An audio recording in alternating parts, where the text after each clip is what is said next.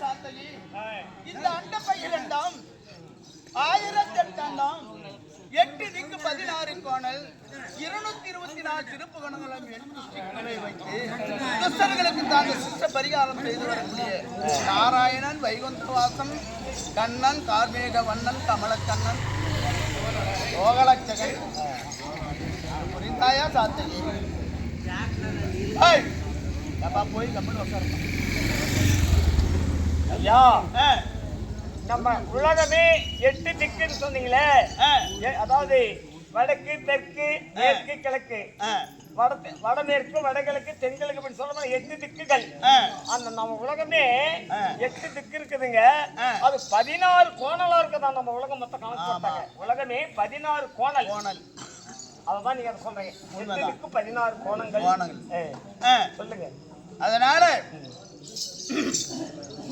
துஷ்டர்களுக்கு தாங்க சிஷ்ட பரிகாரம் செய்து வரக்கூடிய வைகுந்தவாசன் நாராயணன் எம்பெருமான் என்று புரித்தாயா சாத்தகி? அறிந்தேன் ஆண்டவரே, அறிந்தேன். ஆனால் சாத்தகி ஆண்டவா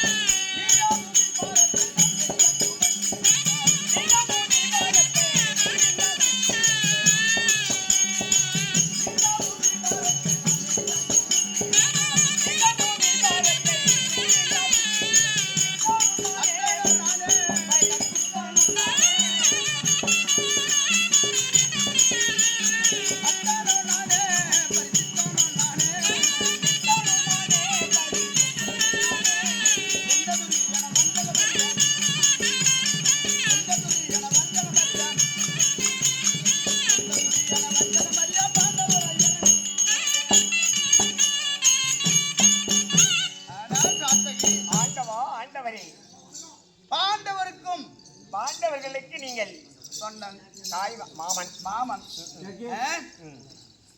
தேவகி அம்மையாருக்கும் வசுதேவர் மூர்த்திக்கும் 8வது குழந்தையாக ஜன்மம் எடுத்திருக்கிறேன். நான் 8வது பிள்ளையாக பிறந்தேன்.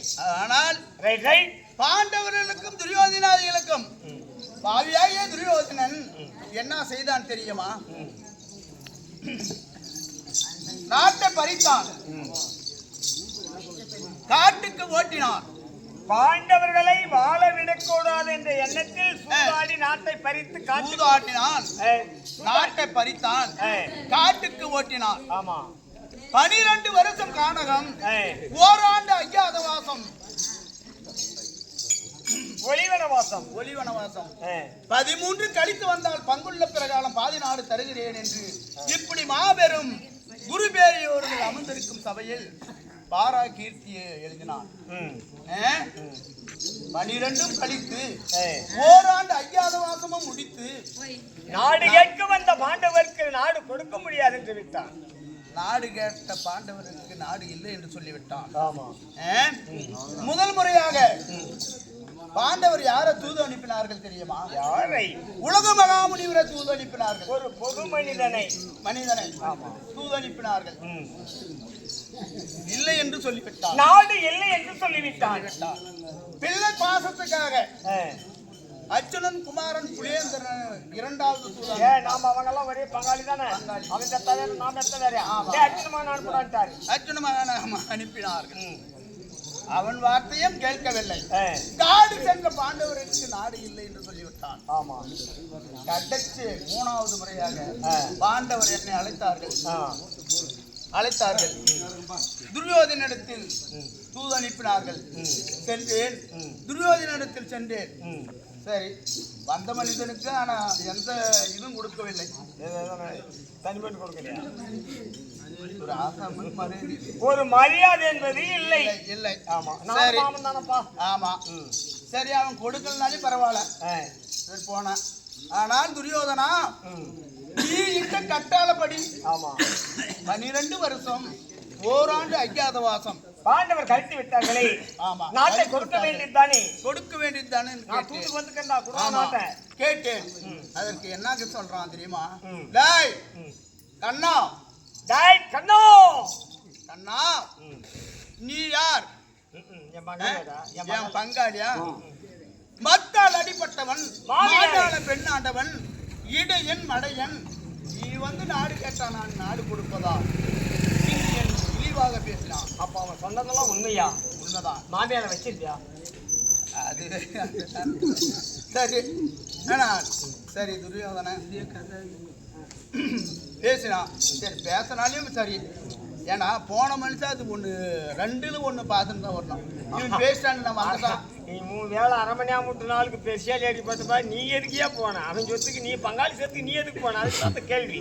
அது கேள்வின்னா பூமி பாரம் தீர்க்க வேண்டும். திரேதா துபாபுரை. திரேதா யுகத்தில் கண்ணனாக ராமனாக உருவம் எடுத்து அவதாரம் எடுத்து ராவணேஸ்வரர்களை கொண்டேன். அதை முடித்த பிறகு துபாபுரை யுகத்தில் கண்ணனாக பிறந்து இந்த பூமி பாரம் தீர்க்க வேண்டும். அந்த பூமி பாரத்தை தீர்ப்பதற்காக நாம் இப்படி விட்டுட்டோம்னா அவங்க அனந்தண்ணி கூட அடிப்படாத கூட ஒத்துமையா பேசி நாட்டை பிரிச்சுக்குவாங்க. ஆனா இவங்களை 2 பேரும் மோத விட்டு இவங்களை சாகரிச்சு கொண்டு போய் பூமி பாரத்தை தீர்க்கணும் எண்ணத்தோடு தான். ஆமா, பூமாதேவி இடத்தில் வாக்குறுதி கொடுத்திருக்கு. கண்டிப்பா ஒரு பங்காளி அடிப்படை ஒன்னா குடிக்கணும். ஆமா, சேர்ந்தத்தை நம்ம வச்சு சபதம் முடியணுமே. அவங்களை பிரிக்க வேண்டும், சண்டை ஏற்படுத்த வேண்டும். ஆமா, பூமாதேவி கண்ணாமணி வண்ணா, இந்த பூமி பாரம் என்னால் பொறுக்க முடியவில்லை. பூமி பாரத்தை தீர்க்க வேண்டும் என்று பூமாதேவி கேட்க முறையிட்டார். நான் இப்ப ராமாவதாரமாக இருக்கின்றேன். இந்த யுகத்தில் கிடையாது. அடுத்த துபாபுர யுகத்தில் கண்ணனாக பிறக்கின்றேன். அப்போ துரியோதனாதிகள் 11 அக்ரோணி சேனை, பாண்டவர்கள் 7 அக்ரோணி சேனை. இந்த 18 அக்ரோணி சேனா சேனங்களை மடித்து பிறகுதான் பூமி பாரம் தீர்த்து வைக்கும் என்று அவளிடம் வாக்குறுதி கொடுத்தேன். அதனால துரியோதனன் கேட்கிறான். சரி பேசினான். சரி துரியோதனா, என்னை பேசினாலும் சரி நான் ஏற்றுக்கொள்ளுகிறேன். இதற்கு வழி என்ன என்று கேட்டான். கேட்டேன். ஆனால் கண்ணா, பாண்டவர்கள் திரும்ப இறந்தால் நாடாண்டவன் நாடுதான். ஆமா, காடாண்டவன் காடுக்கு போனவங்க நாடு கிடையாது. இருப்பேன். ஆமா, முடிஞ்சா சண்டை போடியா? சண்டை போட்டு யார் உயிரோட இருக்கிறார்களா அவங்க எடுத்து ஆட சண்டை இருந்து அவங்க எல்லாம் குச்சி போடுறாங்களா? ஒருத்தி 10 நாள் வைன்றோம், ஒருத்தி 8 நாள் வைன்றோம். நீ என்ன பண்ணிட்ட? 10, 8, 12 நாள் பாரதம் நியமித்தேன்.